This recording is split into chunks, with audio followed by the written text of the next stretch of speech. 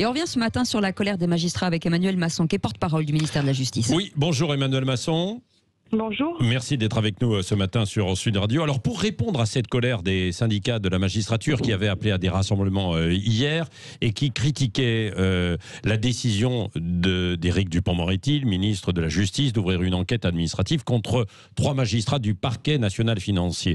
Pour résumer, ils disent « On est choqué qu'un ministre soit à l'origine d'une plainte dans cette enquête parce qu'il est aussi un ami des prévenus et le problème c'est qu'il s'agit de déstabiliser l'autorité en charge de l'enquête. » Ils disent il y a donc conflit d'intérêts majeur. Qu'est-ce que vous leur répondez ? Alors, il me semble qu'il est important de rappeler la chronologie de cette affaire. Cette affaire des fadettes et cette enquête du parquet national financier, cette enquête préliminaire, a été révélée dans la presse par Le Point. Vous vous souvenez qu'il y a eu un certain émoi à la révélation de cette enquête, du nombre de fadettes et des personnes qui étaient concernées par cette enquête. La garde des Sceaux de l'époque, Nicole Belloubet, avait demandé un rapport au parquet général de la Cour d'appel de Paris et sur la base de ce rapport avait saisi l'inspection générale de la justice d'une inspection de fonctionnement.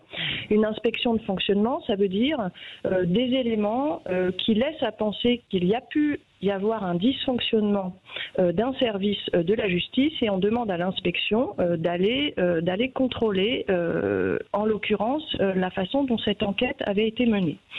Les syndicats avaient contesté cette inspection de fonctionnement devant le Conseil d'État. Le Conseil d'État avait relevé que cette inspection avait pour seul objet de demander à l'inspection d'évaluer le fonctionnement du parquet national financier à l'occasion de son activité sur cette affaire. L'inspection a rendu son rapport. Ce rapport a été rendu public comme le ministre de la Justice s'était engagé à le faire. Donc tout le monde a pu avoir connaissance de ce rapport. Dans un fonctionnement normal et classique d'un ministère de la Justice, cette inspection de fonctionnement elle a été soumise à la direction des services judiciaires, qui est la direction qui analyse habituellement ce genre de rapport. Cette direction rend une analyse au garde des Sceaux qui consiste à dire que certains faits révélés dans cette affaire dans ce rapport, seraient susceptibles de caractériser des manquements. Manquements au devoir de diligence, au devoir de rigueur professionnelle et de loyauté. Sur la base de cette analyse de ces services, le garde des Sceaux diligente une enquête administrative. Cette enquête administrative qui a pour but de déterminer si oui ou non de tels manquements sont caractérisés. Ce n'est pas une enquête disciplinaire, c'est une enquête administrative. Non, mais bien sûr, c'est ce que... C'est une enquête administrative. Ouais. Ce qu'il est important de rappeler également par rapport au conflit d'intérêts qui est reproché, c'est que le garde des Sceaux a été nommé, conformément à la Constitution, par le président de la République. Oui. Le garde des Sceaux est un garde des Sceaux de plein exercice, c'est-à-dire que dans le cadre de ses fonctions, une de ses possibilités, c'est de saisir effectivement l'inspection générale de la justice. Bon, donc les magistrats ont tort. Alors, vous dites les magistrats ont tort.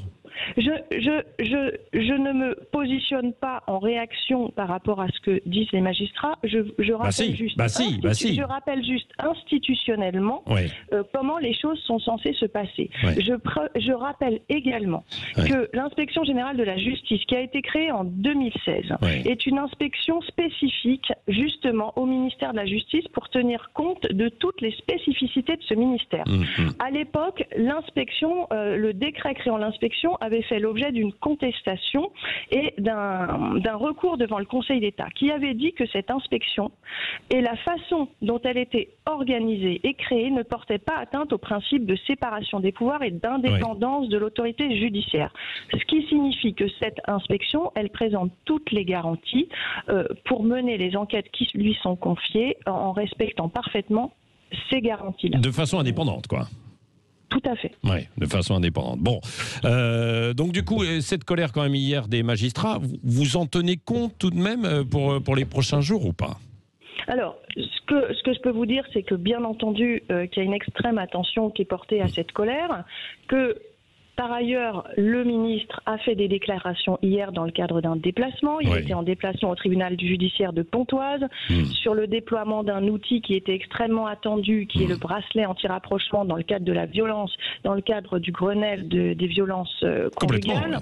Et donc, dans le cadre de ce déplacement, il a pu faire un discours au tribunal judiciaire de Pontoise où il a rappelé un certain nombre de choses et de confiance dans la justice et dans le fait qu'il était défenseur de cette justice et qu'il avait pu prendre position depuis sa prise de fonction en défense de cette autorité judiciaire.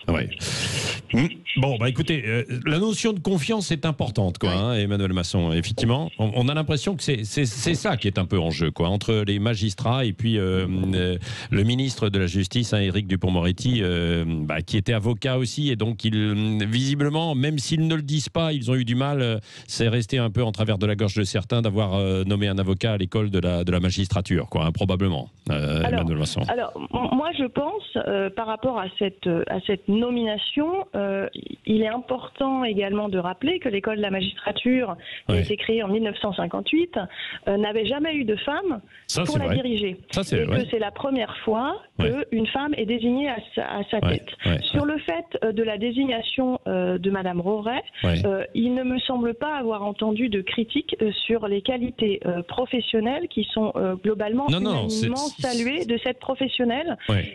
C'est le fait qu'elle soit avocate, quoi, hein, bien sûr. Il me semble avoir entendu le syndicat de la magistrature sur votre antenne hier rappeler que ça ne leur posait aucune difficulté, bien au contraire, qu'il y avait aussi un souci d'ouverture et qui était un souci affiché par l'école depuis plusieurs années, d'ouverture et de formation et de faire intervenir des gens d'horizons très différents dans cette école de la magistrature. Ça c'est vrai, je leur ai posé d'emblée la question, hein, pour savoir si c'était ça qui les déstabilisait ou pas. Merci, hein, en tout cas Emmanuel Masson, porte-parole du ministère de la Justice, d'avoir été avec nous ce matin sur Sud Radio, et on espère bien aussi avoir bientôt sur Sud Radio, Emmanuel Masson, Éric Dupond-Moretti également. Il viendra comme invité.